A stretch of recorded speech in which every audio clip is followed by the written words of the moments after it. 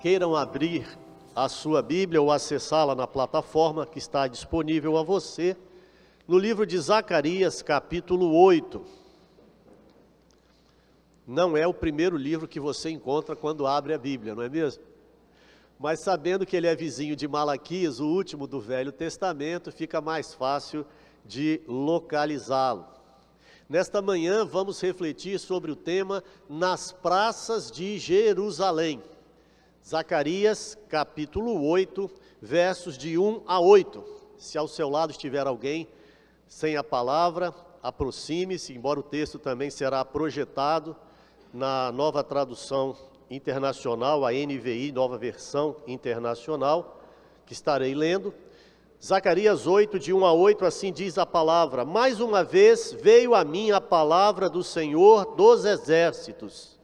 Assim diz o Senhor dos Exércitos: Tenho muito ciúme de Sião, estou me consumindo de ciúmes por ela.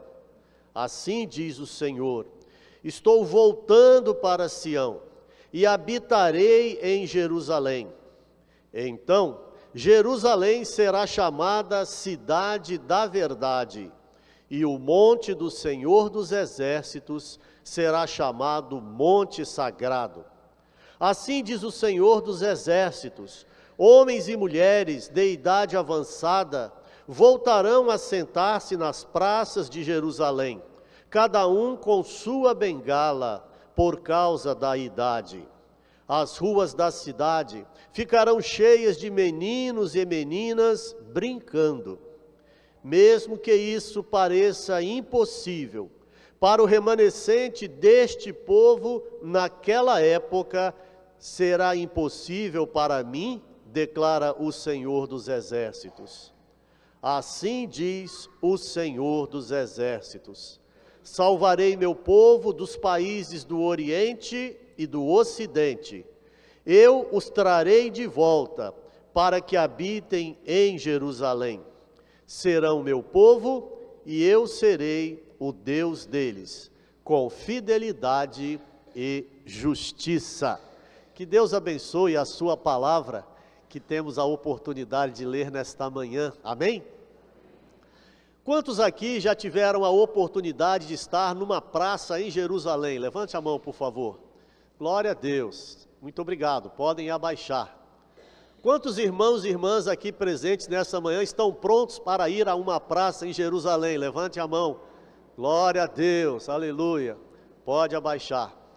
Para não deixar ninguém constrangido, eu vou fazer ainda uma terceira solicitação.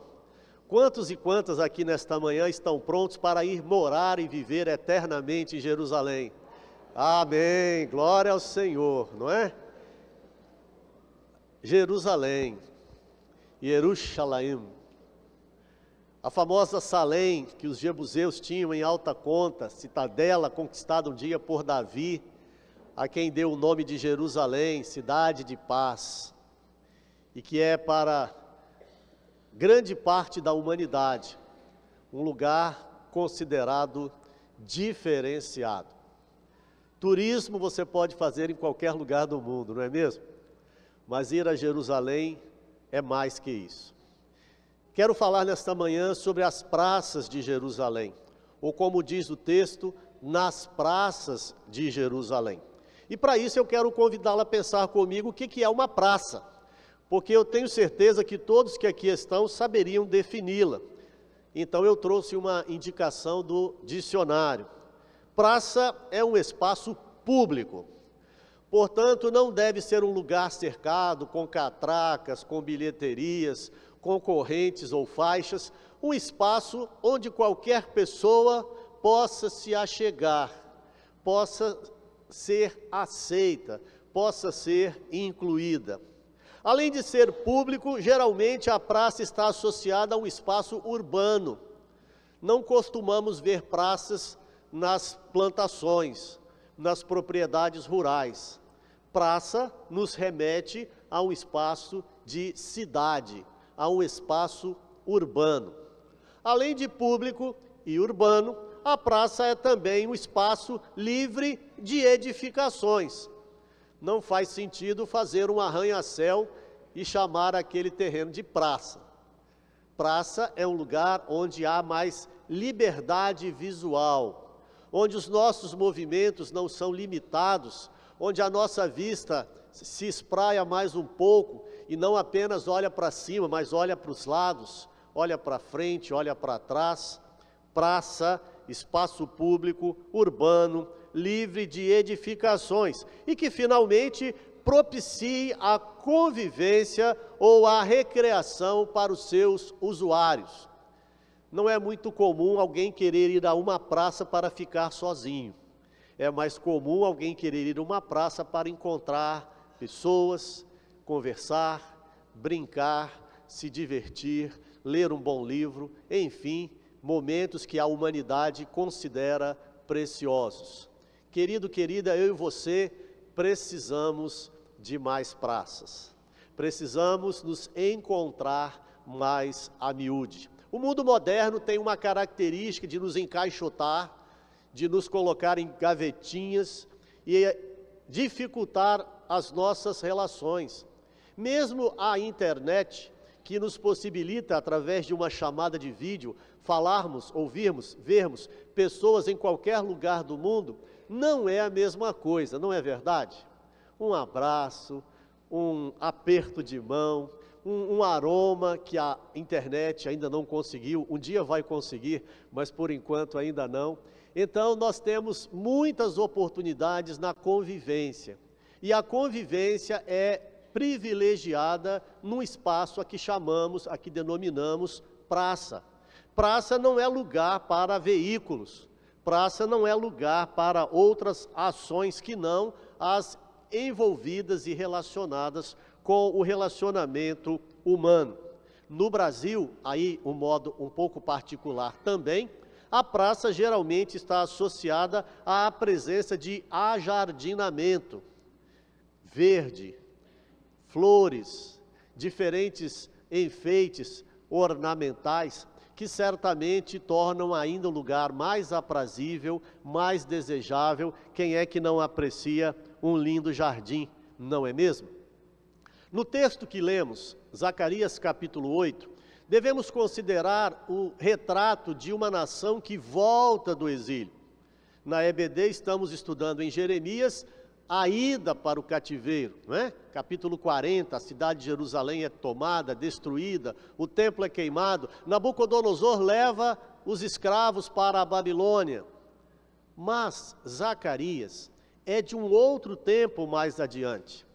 Os 73 anos de cativeiro se passaram e é hora de retornar, não mais Nabucodonosor, não mais o seu filho, Belsazar, mas Ciro, imperador persa, é quem dá a ordem: voltem para Jerusalém, reconstruam a cidade, edifiquem o templo, há material, há recursos disponíveis, volte, povo de Deus, para a cidade de Jerusalém. Essa ação demonstra o amor de Deus que anunciara o cativeiro, mas que também prenunciara a volta, o retorno.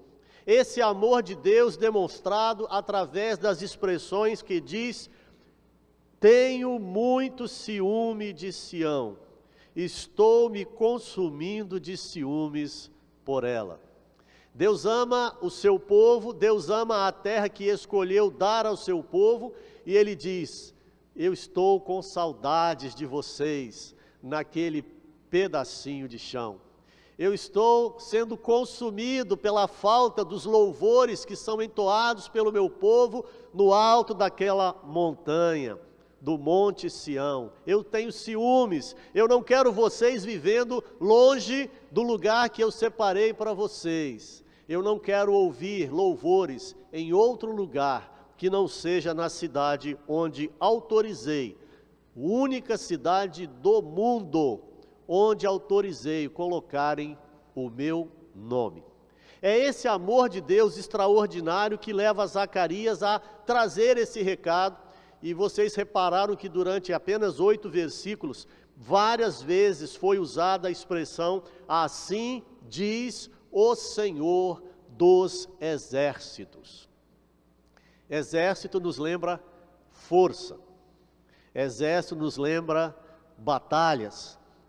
Exército nos lembram momentos difíceis, dolorosos, tristes, fúnebres, funestos. Mas Deus usa essa expressão repetidas vezes para dizer que Ele é o Senhor dos exércitos. Aquele que está acima de todo o poderio, de toda a tecnologia, de toda a capacidade humana. O ser humano tem força, mas poder, Deus é quem possui. Ele é o Senhor dos exércitos. Por isso ele afirma, através do profeta, que o que havia acontecido, os momentos difíceis que Israel vivera e que ocasionaram o seu cativeiro na Babilônia, não foram um capricho do Senhor. Não foi um momento em que ele esgotou a sua paciência e de maneira atabalhoada puniu o povo de Jerusalém, as tribos de Judá e Benjamim. Não! Deus afirma através do profeta que essas dificuldades aconteceram, não que o Senhor os tenha esquecido, pelo contrário, nunca os esqueceu. Mas muitas vezes esse sofrimento, essa dor, essa dificuldade é resultante das escolhas que fazemos. Israel escolheu quebrar a aliança. Israel escolheu se dobrar diante de imagens, de ídolos, e a eles prestar culto. Isso causara a destruição do reino do norte e causara também a destruição do reino do sul. A Síria destruiu Samaria e espalhou as 10 tribos. Nabucodonosor destruiu Jerusalém e levou cativos os seus moradores para a distante Babilônia. Eu e você devemos aprender com os erros deste povo de Deus do passado, para que não sejamos o povo de Deus cometendo os mesmos erros no presente.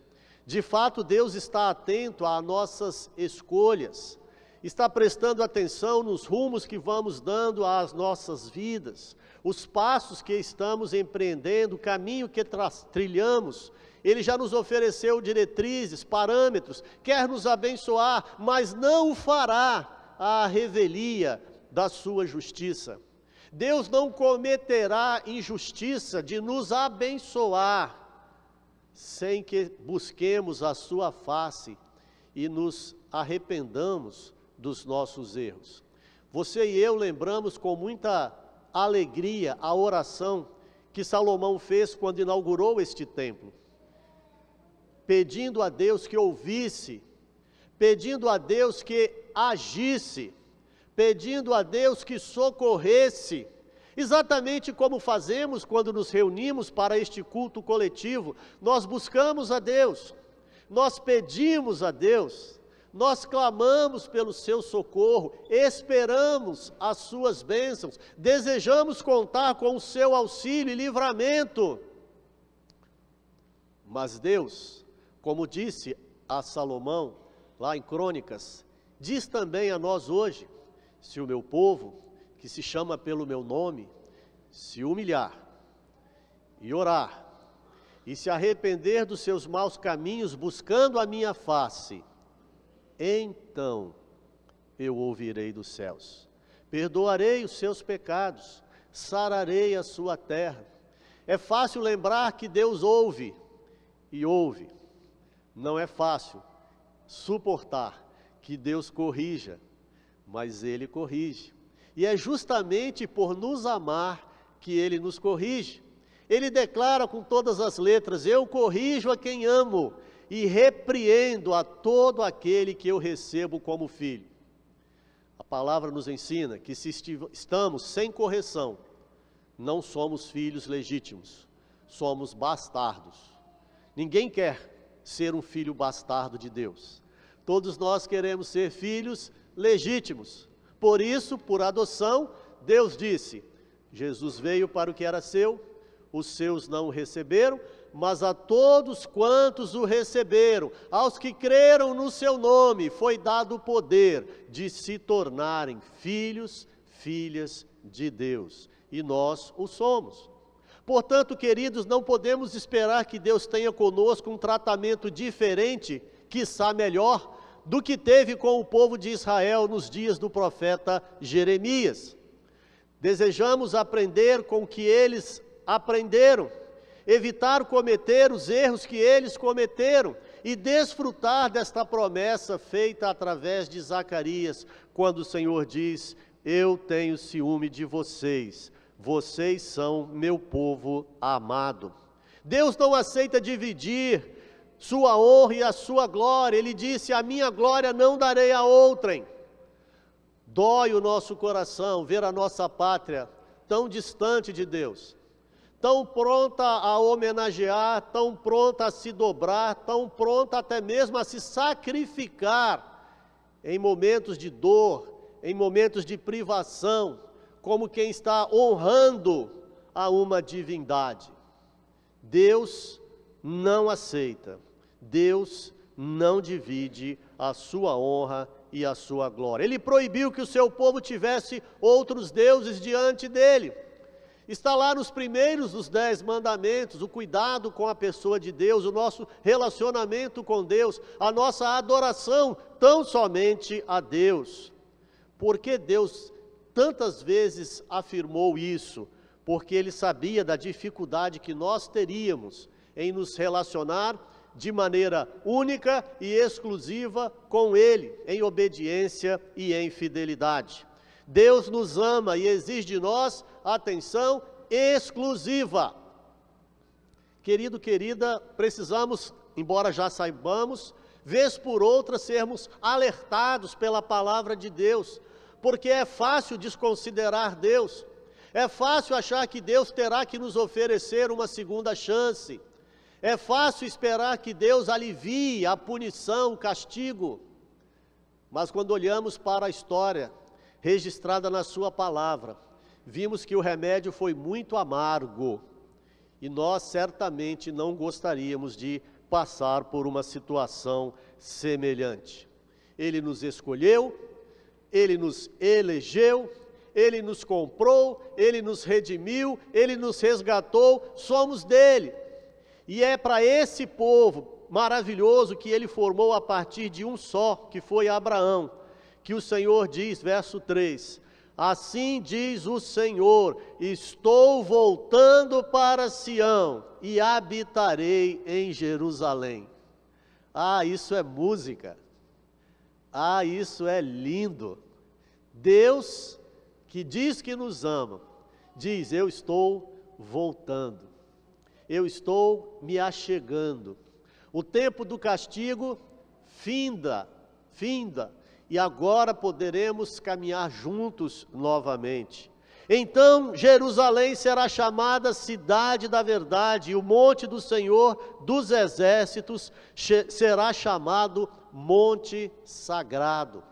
Do alto do monte Moriá, onde um dia Deus pediu a Abraão que oferecesse o seu filho Isaque, em honra a Ele, em adoração a Ele, o que Abraão tinha de mais precioso, o filho da sua velhice, ele estava pronto a sacrificar, quando Deus, através do anjo, o interrompe. Não faças mal ao menino. Agora sei que tu amas ao Senhor, porque não lhe negaste o teu único filho.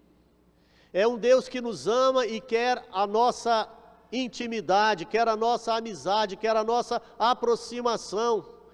Eu e você não podemos viver como se Deus estivesse distante, como se nós estivéssemos lá na Babilônia, onde Israel chorava, porque, como cantou o poeta Sérgio Lopes, a Babilônia não era o seu lugar.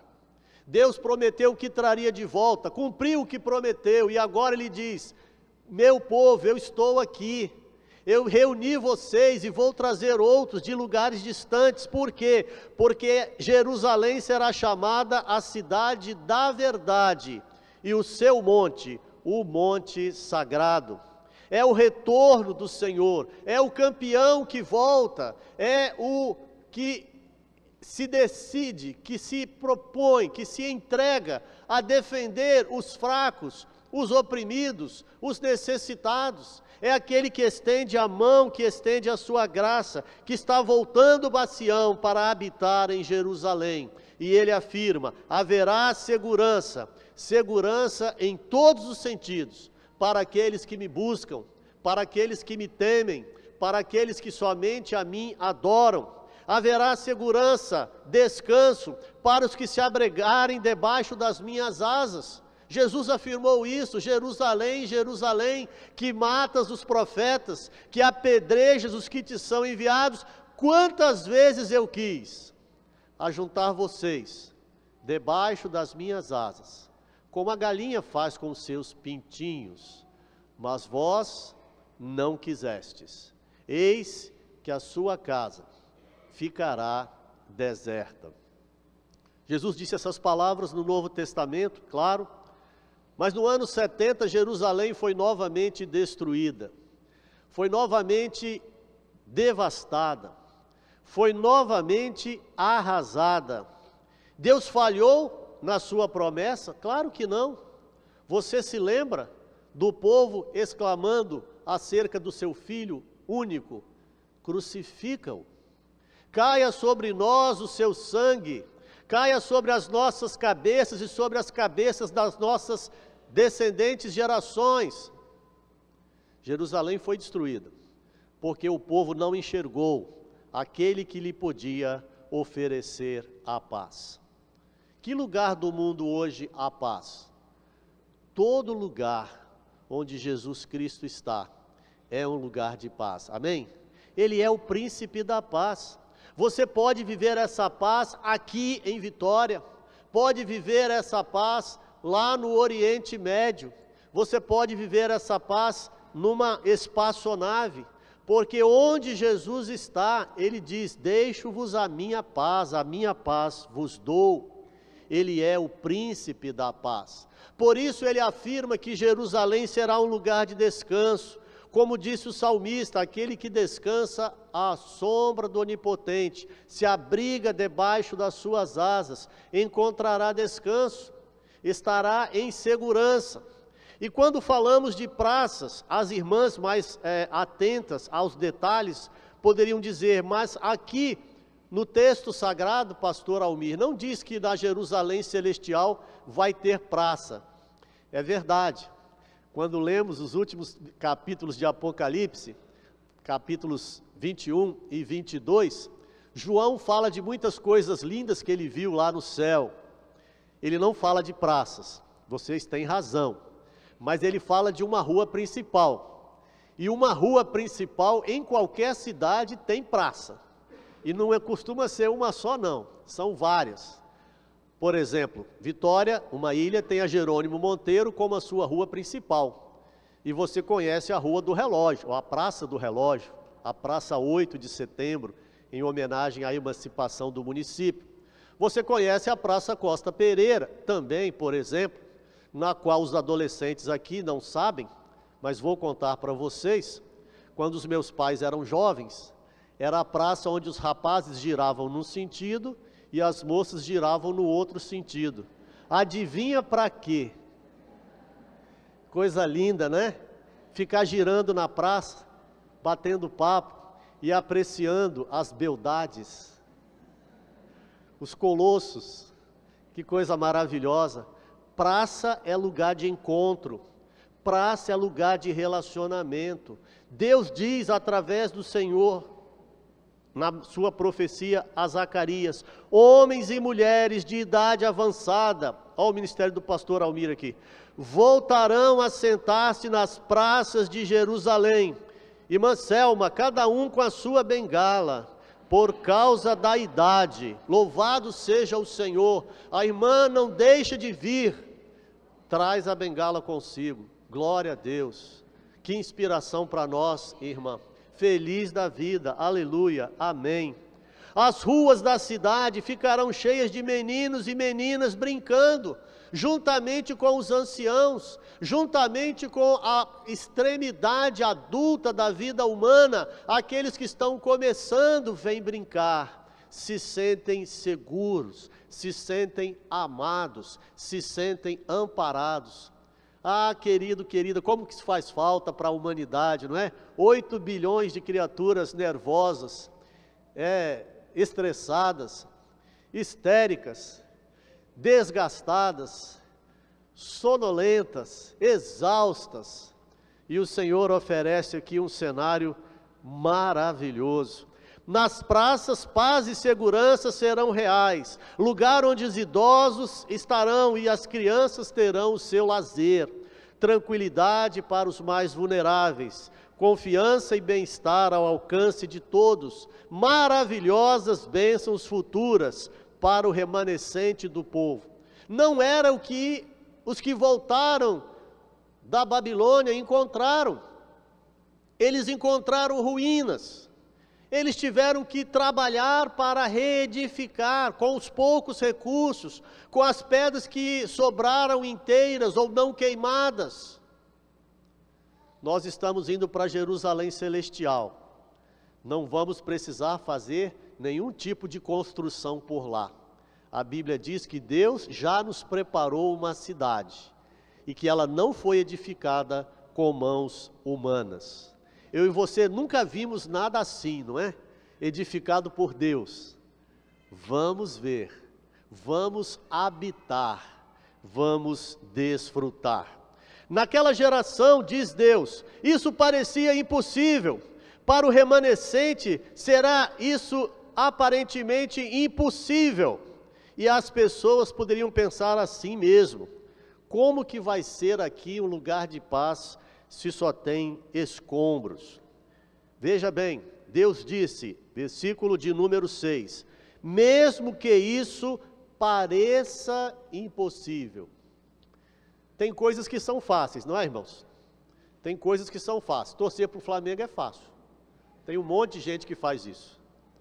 Torcer para o Botafogo não é fácil, não. Tem que ter coração, porque até luz falta. Que coisa incrível, né?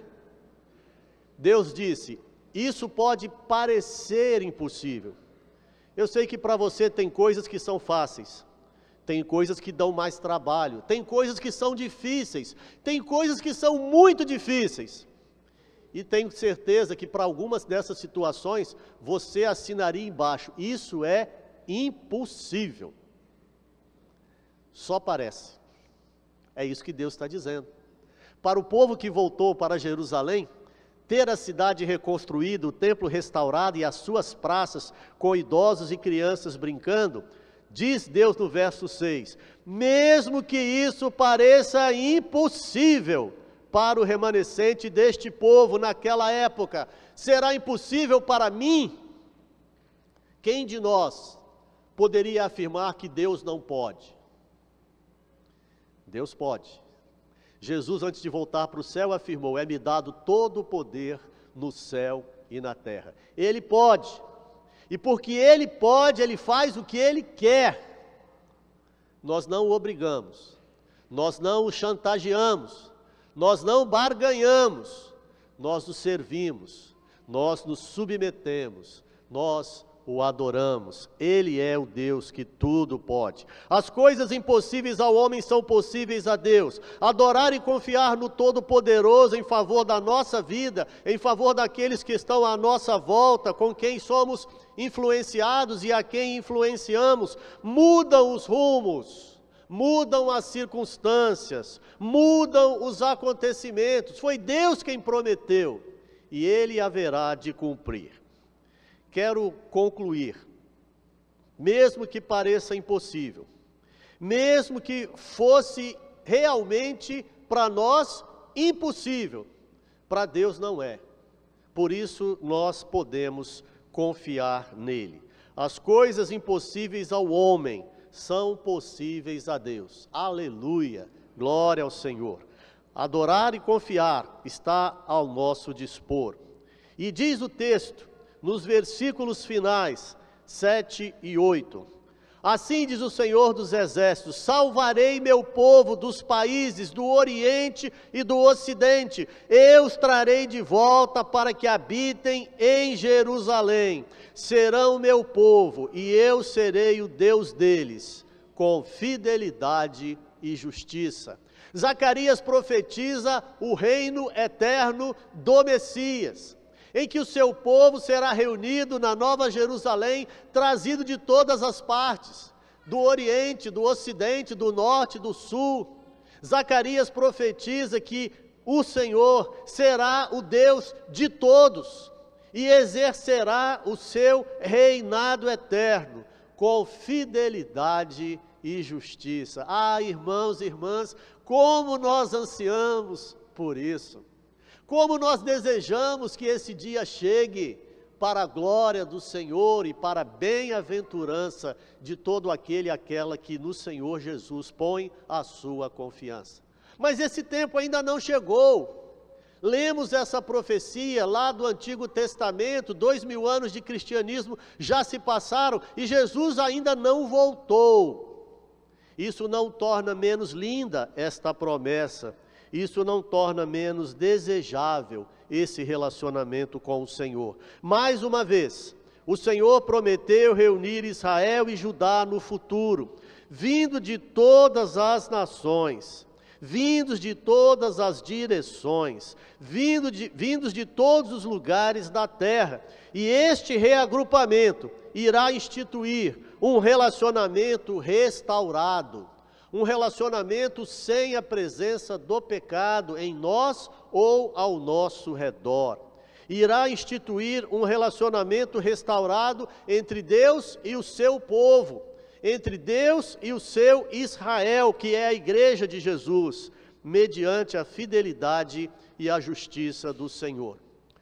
Oxalá o Senhor não nos permita perder de vista esse horizonte, que as nuvens cinzentas que turbam muitas vezes os nossos olhares, os arranha-céus que trazem sombra sobre a nossa praia, que nós possamos ser lembrados pelo Senhor através da sua palavra, que Ele nos ama, que Ele já preparou um lugar onde vai nos reunir a todos, com paz e segurança, e desfrutaremos do seu reinado, um reinado sempiterno, um reinado de justiça, um reinado de fidelidade.